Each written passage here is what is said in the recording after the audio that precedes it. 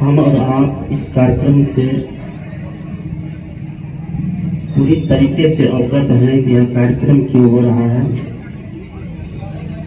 जो लोग अवगत नहीं है वो लोग आज जान जाएंगे, जान गए होंगे कि यह कार्यक्रम हमारे वकील साहब की शारीरिक स्थिति बहुत बिगड़ गई थी। बिगड़ने के क्रम में सदगुरुदेव इस चरण में जाकर के स्तुति प्रार्थना किए कि अगर सकुशल हॉस्पिटल से घर पहुंच जाएंगे तो उसकी खुशहाली में सत्संग का आयोजन किया जाएगा। आज वकील साहब हम लोगों के बीच है, स्वस्थ है, खुश है। यही सबके जीवन की कामना होती है कि तन से स्वस्थ हो और मन से खुश रहे। चाहे गृहस्थ हो या विरक्त हो, सबके मन की यही कामना होती है। क्योंकि दुनिया में शरीर धारण करके जो भी आया है उसको कुछ न कुछ दुख भोगना पड़ता है।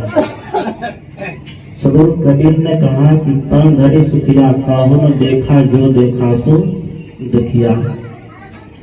उदय अस्त की बात कहता है, सबका किया विवेका। बाटे बाटे सबको दुखिया क्या गिरी, बैरागी सुखाचार्य दुखी के कारण गर्वही माया त्यागी। शरीर धारण करके जो भी प्राणी, जो भी जीव इस दुनिया में आए हैं उसको कुछ न कुछ दुख भोगना ही पड़ता है। हम और आपकी बात छोड़िए, दुनिया में बड़े बड़े ऋषि महर्षि, दुनिया के बड़े बड़े तपस्वी, सिद्ध, साधक, संत, उसको भी शरीर का दुख भोगना पड़ा। कुछ लोग शरीर के दुख को भोग करके इसी दुनिया में परमानंद की जिंदगी जीते हैं। कुछ लोग शरीर के दुख से लाचार होकर के, परेशान होकर के शरीर को गलत तरीके से समाप्त कर देते हैं। शरीर को गलत तरीके से समाप्त कर देना समस्या का समाधान नहीं होता है।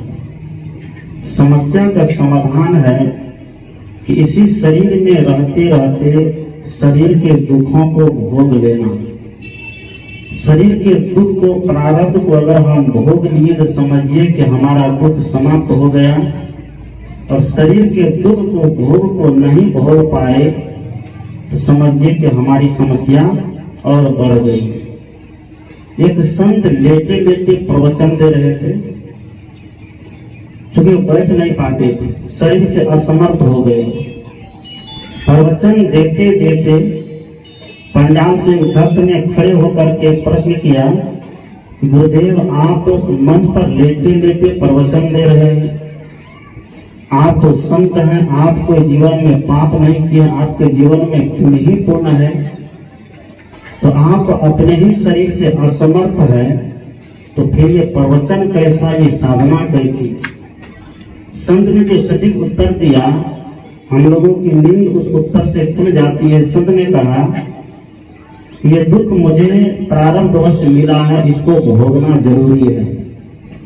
मैं इसी शरीर में इस दुख को भोग लेना चाहता हूं कि ताकि मेरे ऊपर कोई कर्जा नहीं रह जाए। अगर मैं इस दुख को इस शरीर में नहीं भोग लूं, चूंकि मनुष्य के शरीर को सबसे बड़ा साधन कहा गया, सबसे बड़ा मूल जगह है। मानव तन में आकर के जो व्यक्ति अपने जीवन का उद्धार नहीं कर पाया, अपने कर्मों का सुधार नहीं कर पाया, फिर वह उसका उद्धार और उसका कर्म कहीं और जगह सुधर नहीं सकता है। संत ने कहा कि इसी शरीर में रह करके हम अपने सारे दुखों को भोग लेना चाहते हैं, ताकि हमें दोबारा पुनर्जन्म लेकर के फिर इसे दुख को भोगना नहीं पड़े। ये संतों की वाणी होती है, संतों के विचार होते हैं। सदगुरु कबीर ने कहा कि सदगुरु बचन सुनो हो संतो, मत लीजे सिर भार। हो हजूर ठाड़ कहत हो अब ते समर समार। सदगुरु कबीर कहते हैं कि संतों के विचार को सुनना जरूरी है। बड़े से बड़े भगवान, बड़े से बड़े देवता, बड़े से बड़े परमात्मा भी संतों के शरण में जाकर के अपने जीवन को सुधारा है। क्योंकि संत अंत की बात करते हैं। संत न ऊपर की बात, न नीचे की बात, न आकाश की बात, न पाताल की बात।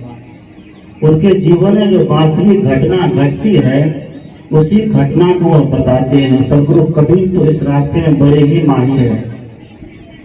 सदगुरु कबीर आज तक न कोई देवी देवता की चर्चा करते हैं, न अल्लाह ईश्वर की चर्चा करते हैं, न अवतार पैगंबर की चर्चा करते हैं। सदगुरु कबीर खुद अपने लिए भी अवतार लेने की चर्चा नहीं करते हैं। सदगुरु कबीर के विषय है, सदगुरु कबीर के विचार है कि मानव के शरीर अगर हमें मिला है, चाहे स्त्री हो चाहे पुरुष हो, सब समान रूप से कल्याण करने के अधिकारी है। यहाँ कोई भेदभाव नहीं, कोई पक्षपात नहीं। सदगुरु कबीर के विचार है कि स्त्री और पुरुष जो भी कोई साधना करेगा, अपने मन का निग्रह करेगा, बैठ करके मन को साधना में साधेगा, तो वह जरूर उनको आत्म कल्याण का लाभ प्राप्त होगा।